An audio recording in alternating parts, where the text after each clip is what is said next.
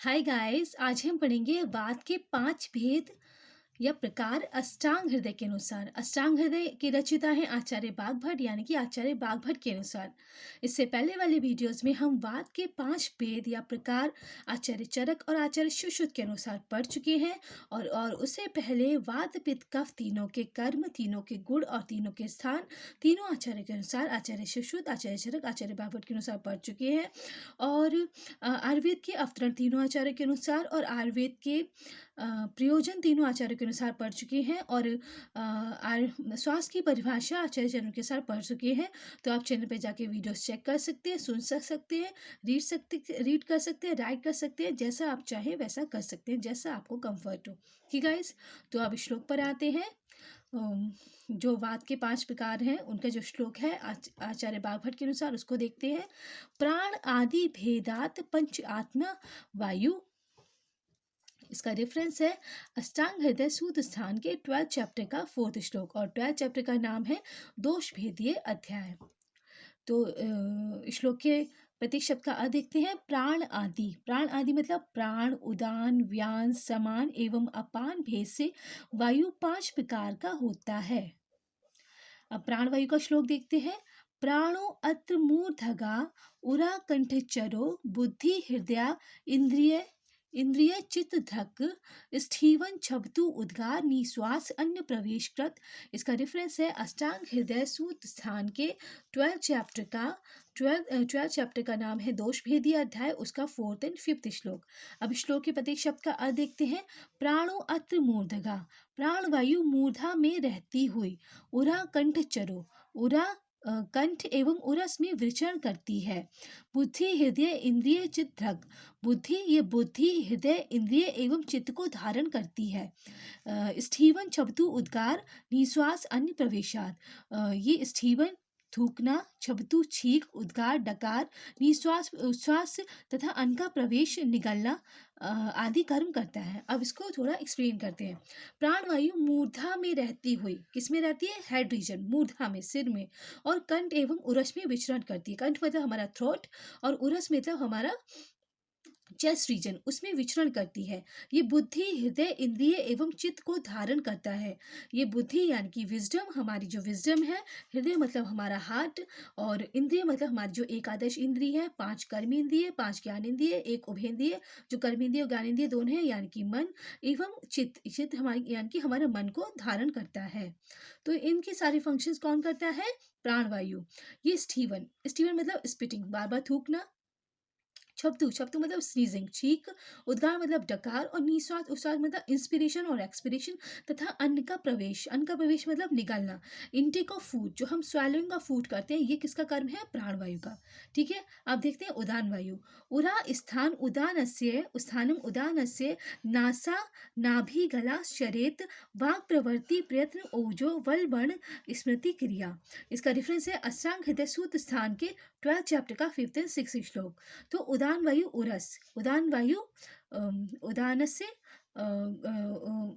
उरा, उरा ये है उरा, सॉरी, उदान से उरा। तो वक्ष स्थान उरा में स्थान उदान से उदान वायु उरस वक्ष स्थान में विशेष रूप से रहती है। और नासा नाभि एवं गला में संचरण करती है। नासा मतलब नोज में, नाभि मतलब अम्बलाइकस में, और गला मतलब थ्रोट में संचरण करती है, मतलब ट्रैवल करती है। तो हम हैंड अपना टच कर से देख सकते हैं। नासा, नोज पर हैंड रखिए, नाभि अम्बलाइकस पे हैंड रखिए, और थ्रोट पर नेक रखिए। इन तीनों में संचरण करती है और रहती किसमें? उरा। हमने चेस्ट रीजन पे हैंड रखी, हम कह सकते हैं कि ये उरस में रहती है। ये वाक प्रवृत्ति, अब ये गले में रहती है, तो वाक प्रवृत्ति यानी कि बोलना, जो मैं जैसे बोल रही हूँ, तो ये किसका कर्म है? ये उदान वायु का कर्म है, क्योंकि ये गले में विचरण करती है।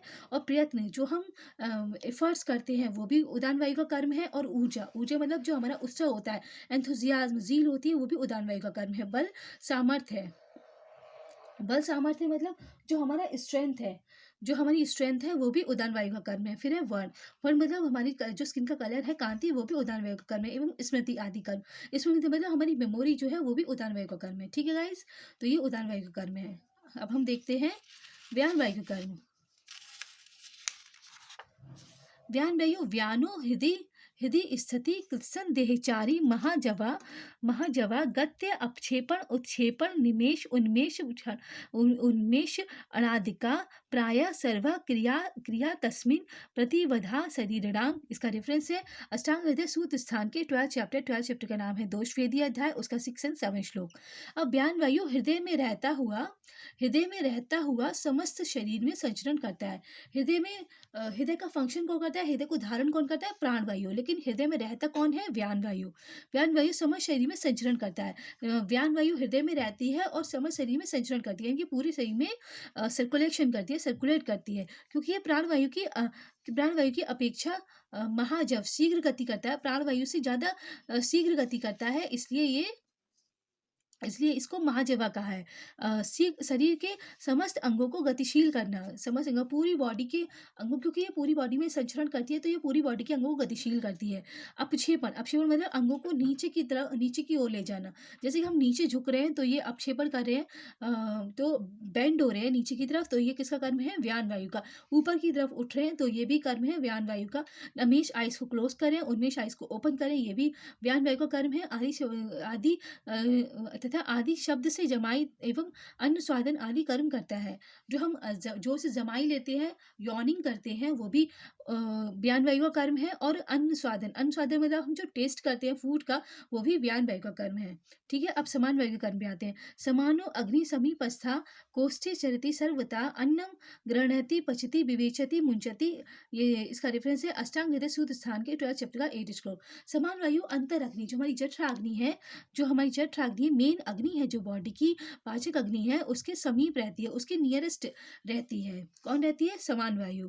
और तथा संपूर्ण कोष्ठ में विचरण करती है, पूरे कोष्ठ, जो हमारा कोष्ठ है उसमें विचरण करती है, उसमें गमन करती है, घूमती रहती है। ये अमाशय से अपक्व अन्न का ग्रहण करके पाचन, विवेचन, सार किट का पृथक्करण तथा किट भाग का मुंचन कर्म, नीचे की ओर ले जाना आदि क्रियाएं करती है। तो ये क्या करती है, अमाशय से अपक्व अन्न, हमारा जो स्टमक है वहां से अपक्व अन्न, अनडाइजेस्टेड फूड को लेती है और अन्न का ग्रहण करके उसको लेकर समान वायु उसको लेती है और पाचन करती है, उसका डाइजेशन करती है, उसको विवेचन करती है। विवेचन मतलब सार और किट भाग का पृथक्करण करती है। सार मतलब उसका रस भाग, किट मतलब उसका मल भाग, उसको सेपरेट करती है। और किट मल का भाग का मुंचन कर्म करती है। मुंचन कर्म मतलब नीचे की ओर ले जाती है। जो मल भाग है उसका, जो फूड का पार्ट, जो वह पार्ट फूड का जो यूजेबल नहीं है बॉडी के लिए, जो रस नहीं है, किट है, उसका मुंचन करती है, मतलब नीचे की तरफ ले जाती है। तो ये क्रिया किसकी है, समान वायु की। अब देखेंगे हम अपान वायु। अपान वायु, अपानो अपानगा श्रोणी वस्ति मेड़ो उरु गोचरा शुक्र आर्तव शक्रन मूत्र गर्भ निष्क्रमण क्रिया। इसका रेफरेंस है अष्टांग हृदय सूत्र स्थान के 12 चैप्टर का 9 श्लोक। अपान वायु श्रोणी आदि में विशेष रूप में रहता है। तो अपान वायु कहाँ रहता है, पैल्विक रीजन। श्रोणी मतलब पैल्विक रीजन में रहता है। समान रूप से श्रोणी वस्ति मेड़ एवं उरु में संचरण करता है। समान रूप से जब ये नॉर्मल कंडीशन में होता है, जब अपनी प्राकृत अवस्था में होता है, तो सामान्य रूप से श्रोणी पैल्विक रीजन में, वस्ती मतलब मूत्राशय जो यूरिनरी ब्लैडर है, और मेन मतलब यूरेथ्रा, एवं उरु मतलब जंघा में संचरण करता है, यानी कि सर्कुलेट करता है, गमन करता है। ये शुक्र आर्तव मल मूत्र एवं गर्भ को बाहर निकालने की क्रिया करती है। शक्रन मूत्र गर्भ निष्क्रमण क्रिया। शक्रन मतलब मल यानी कि फीकल मैटर, आर्तव मतलब मेंस्ट्रुअल फ्लूइड, शुक्र मतलब सीमन, और मूत्र मतलब यूरिन, एवं गर्भ मतलब फीटस इन द प्रेगनेंसी को बाहर निकालने की क्रिया करता है। उसको बॉडी से जो एक्सपेल आउट होंगे ये सब चीज़ें, जो शुक्र सीमन का सिक्रीशन होगा, आर्तव मेंस्ट्रुअल फ्लूइड का सिक्रीशन होगा, मल जो फीकल मैटर का एक्सक्रीशन होगा, और मूत्र का यूरिन का एक्सक्रीशन होगा, यूरिनेशन होगा, एवं गर्भ का एक्सप्लेनेशन का पार्चुरेशन होगा जब at the time of delivery of the baby. तो ये सब काम है किसका है, अपान वायु का। ये सब काम करना अपान वायु करती है। अपान वायु का संबंध श्रोणी गुहा के अवयवों को से होता है। अपान वायु का संबंध जो होता है वो पैल्विक रीजन के जो ऑर्गन्स हैं, अवयव मतलब होता है ऑर्गन्स, उनसे होता है, जिनका नियंत्रण अपान वायु से होता है। और उन सारे ऑर्गन्स को कंट्रोल करने वाला कौन है, अपान वायु। तो गाइज ये था अपान वायु, समान वायु, व्यान वायु, और उदान वायु और प्राण वायु। ये पांचों वायु अष्टांग हृदय के अनुसार उनके एक्सप्लेनेशन। Thank you guys. और इससे आगे आने वाली वीडियोस में हम पित्त और कफ के कर्म तीनों आचार्यों के अनुसार, और पित्त और कफ के प्रकार, तीन और प्रकार एवं उनके कर्म तीनों आचार्यों के अनुसार, आचार्य चरक, आचार्य सुश्रुत, आचार्य भागवत के अनुसार देखेंगे। Okay guys, thank you, have a nice day. जय हिंद, जय भारत।